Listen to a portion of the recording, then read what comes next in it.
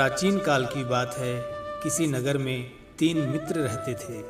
उनमें एक क्षत्रिय, दूसरा ब्राह्मण पुत्र और तीसरा वणिक पुत्र था।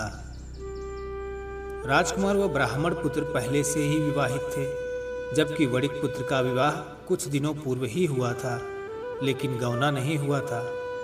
एक दिन तीनों मित्र स्त्रियों के विषय में चर्चा कर रहे थे। ब्राह्मण पुत्र ने स्त्रियों की प्रशंसा करते हुए कहा कि स्त्री रहित घर एक प्रकार से भूतों का डेरा होता है। वणिक पुत्र ने ऐसा सुना तो उसने अपनी पत्नी को शीघ्र ही लाने का निर्णय कर लिया। घर पहुंचकर उसने यह बात अपने माता पिता को बताई तो माता पिता ने उसे समझाते हुए कहा कि अभी शुक्र तारा डूबा हुआ है, ऐसे में बहू बेटियों को उनके घर से विदा करवा कर लाना शुभ नहीं होता। लेकिन वणिक पुत्र नहीं माना और अगले दिन ही ससुराल जा पहुंचा। ससुराल पक्ष के लोगों ने भी उसे बहुत समझाया, लेकिन वह अपनी जिद पर अड़ा रहा।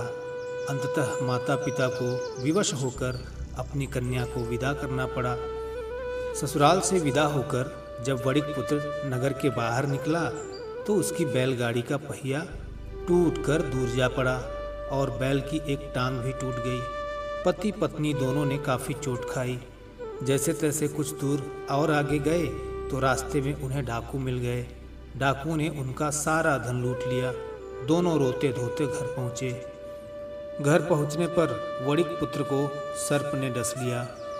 उसके माता पिता ने वैद्य को बुलवाया तो वैद्य ने वणिक पुत्र की 3 दिन में मृत्यु की घोषणा कर दी। ब्राह्मण पुत्र को जब यह समाचार मिला तो वह उसे देखने शीघ्र उसके घर आया। उसने उसके माता पिता को शुक्रवार प्रदोष व्रत करने का परामर्श देते हुए कहा कि इसे पत्नी सहित वापस ससुराल भेज दें। सारी विपदाएं इसीलिए आई हैं क्योंकि आपका पुत्र शुक्रास्त काल में पत्नी को उसके पीहर से विदा करा लाया है। यदि वह वहां जाएगा तो अवश्य ही बच जाएगा। ब्राह्मण पुत्र की बात वणिक पुत्र के माता पिता को भा गई, अतः उन्होंने उसका अनुसरण किया। वणिक पुत्र जब ससुराल पहुंचा और कुछ दिन वहां रहा तो सर्प के विष का प्रभाव समाप्त होकर पूरी तरह स्वस्थ हो गया और शुक्रवार प्रदोष व्रत के प्रभाव से उसके सभी कष्ट दूर हो गए। उन्होंने शेष जीवन ईश्वर की सेवा को समर्पित कर साथ में सुखपूर्वक बिताया और मृत्यु के बाद उन्हें स्वर्गलोक की प्राप्ति हुई। तब से शुक्र ग्रह शांति एवं भगवान शिव की असीम कृपा पाने के लिए शुक्र प्रदोष व्रत का महत्व और बढ़ गया। संध्या काल में शिवलिंग पर बेलपत्र, दूध और जल अर्पित करें तथा 108 बार ओम नमः शिवाय का जाप करें। ऐसा करने से जीवन में सुख और शांति बढ़ती है। बोलो शंकर भगवान की जय।